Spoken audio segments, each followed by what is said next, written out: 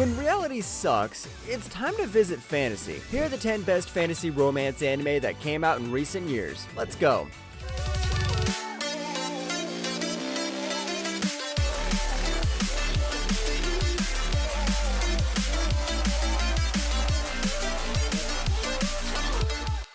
Number 10, An Archdemon's Dilemma, How to Love Your Elf Bride. 俺はご主人様ではなく名前で呼んでほしい。奴隷でも使用人でも弟子でもないそういう関係になりたいんだ。それは When you think of fantasy, what do you think? Elves! Somehow, with recent shows like Frieren, elves have become the new trope that carries fantasy anime on its back. This time, we aren't going to see overpowered fantasy elves. This is about an elf slave. Now, before YouTube bans me, I need to mention this is a very wholesome anime, and the master of this elf slave is socially anxious demon lord who has trouble communicating with the elf slave. どうして俺は好きの一言も告げられないんだ。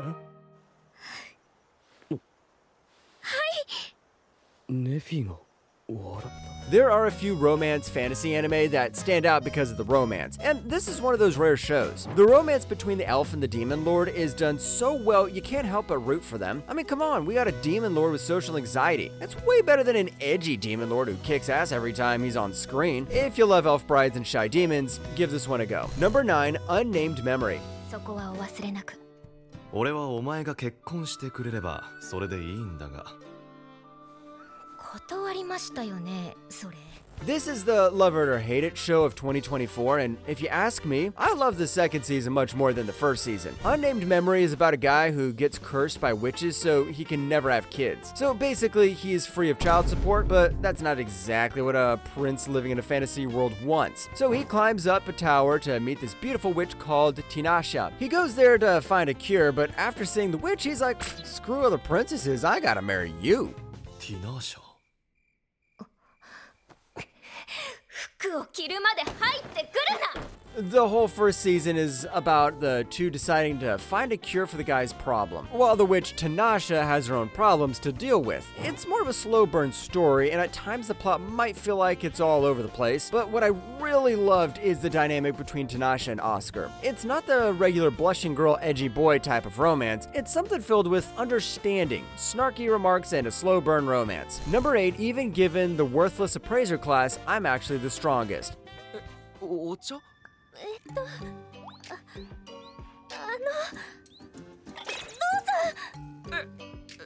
うぞ。あなたたちは一体。いいから飲まんかい。 Once again, we have the kicked out underdog getting overpowered, getting girls, and living a life better than your average Hollywood celebrity. This happens in a world where jobs are given from birth and our main character gets the job of appraiser. Basically, nobody needs an appraiser, so everyone ignores him and kicks him out. That's until he finds a way to use that skill for his own advantage. それは良かったです。かわいい。 At this point, you know what kind of show it's going to be. Sure, it's not the next best fantasy contender, but if you're into some power fantasy with romance, then this is the show for you. And that is the whole reason why I'm recommending it. I love some power fantasy shows, even when they look so generic the word generic is going to need a new meaning. But sometimes they can cure your boredom, and this one definitely did. Number 7, chilling in another world with level 2 super cheat powers. おはようございます、旦那様。なんでここにリースが？なんでって、夫婦ですから。当然ですわ。 We all know what makes a good fantasy, an overpowered hero and a loyal love interest. That's just how it goes. And this time we swap heavy drama for pure wholesome vibes. That makes this Bonanza's journey worth checking out. Summoned to save the magical kingdom of Clyrode, he starts off the ultimate underdog. Just a regular merchant with no magic, terrible stats, and zero fighting skills. To make things worse, a royal mistake traps him into a world he's totally unprepared for. But hold on, the moment he hits level 2, his cheat tier powers kick in, flipping his fate from total nobody to unexpected OP. そして、強大な力を持つあなた様を我が主と定め、この命を捧げて、こたびのご恩に報いましょう。 It's got all of the must-haves of the classic isekai, a ridiculously strong main character, an immersive world, and a devoted love interest who never leaves his side. Sure, it might seem a bit familiar at first, but give it 2 episodes. You'll be hooked. This is also an anime that balances the fantasy and romance aspect really well. Number 6, no longer allowed in another world. あれはなるほど。無策ではないということか。よし、その毒瓶で雑魚を一気に減らせ。Time for Dazai to be reincarnated into a fantasy world. And no, this isn't the Dazai from Bungo Stray Dogs, but you know what he does have? A couple of quirky sidekicks and a dark brooding power, except this guy doesn't need XP to level up. He's just looking for the most dramatic, doom-filled exit from life. Too bad fate keeps throwing obstacles in his way. ほら先生、頼まれていたものだ。すまないね、イーシャ君。あつらえたようにぴったりだ。それは良かった。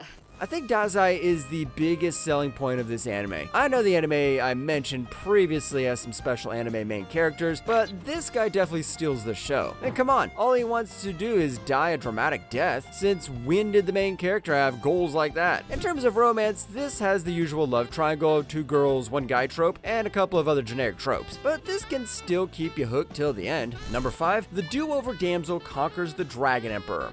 待つのが夫の役目。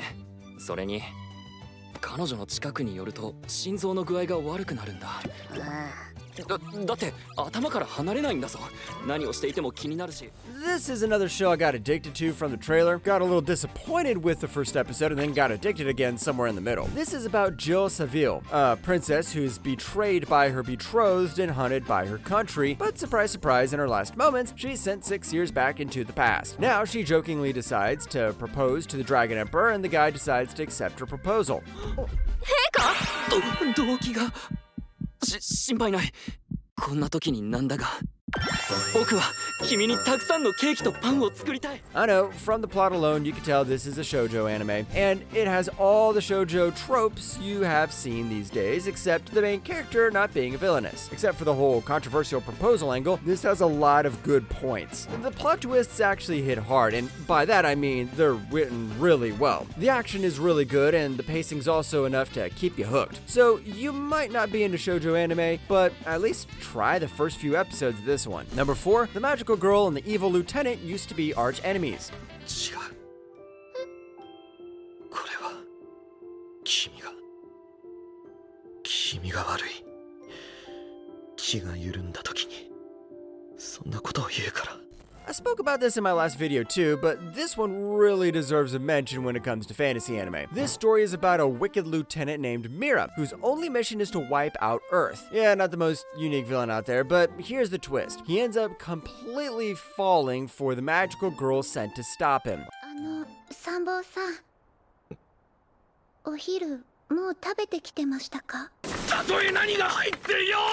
Last time I spoke about the tragedy with the author, but this time I'll speak about what is good about the anime. There's only a few anime that can balance romance and comedy well, and this is one of those. Most of the time the romance moments are going to lose their value because of the unwanted comedy, or sometimes the story gets way too dramatic and serious, but this knows how to balance both the romance and the comedy. So give this a watch when you're feeling depressed. Number 3, is it wrong to try to pick up girls in a dungeon? すまないベル君、僕はこんな状況なのに心から幸せを感じてしまっている。何言ってるんですか、神様。 I first watched this in 2020, and this has come a long way from the silly harem-like anime I watched back then. This is about Belle Cranel, a young boy with big dreams of becoming one of the greatest adventurers ever. At first it looks impossible, but then he meets the goddess Hestia, and with her help, Belle dives into the city's deepest and most dangerous dungeons, searching for adventure, and by adventure I mean fighting monsters and meeting girls. 誰よりも何よりも、僕は君の力になりたいんだよ。だって僕は君のことが好きだから。 At first it was 50% adventure, 50% getting to know anime girls, but now it's more about 70% adventure and 30% spending time with anime girls. The story has also gotten so much depth, and the new seasons also give so much focus to world building and the monsters in it. Sure, this anime is still going to get its haters, but at least I'm now a fan. Number 2, Spice and Wolf. 私は、こう言ってもらいたいわけじゃな。わっちゃ、主と2人だけの旅がいい。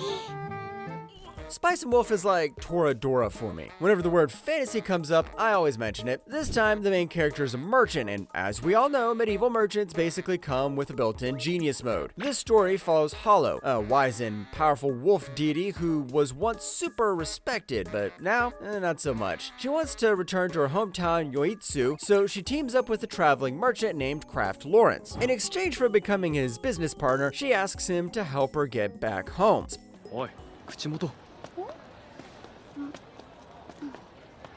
あ Spice and Wolf is packed with economics, adventure, and some heartwarming romance. The original anime only adapted about half of the light novel, but a new remake has aired, and this time we'll get the full story. The new remake also seems to follow the original light novel very closely, and it even has the same old voice actors, so that's an extra plus. Number 1, ReZero. スバルに任せてみる。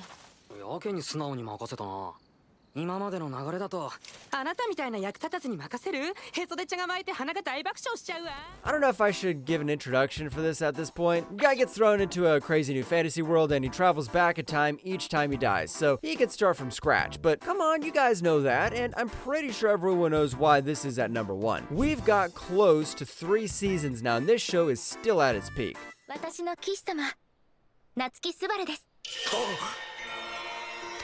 私の騎士様 There were a lot of problems for me when the show started. First off, getting thrown into another world out of nowhere feels like a cheap trick. Then Subaru's jokes and humor felt cringy, and the dialogue needed a lot of development. Then in season 2, we managed to get a glimpse into Subaru's previous life, which made it feel more complete. Subaru's jokes are still bad, but the dialogue has improved a lot. Basically, we're now at the peak of ReZero, and that's why it's in number 1.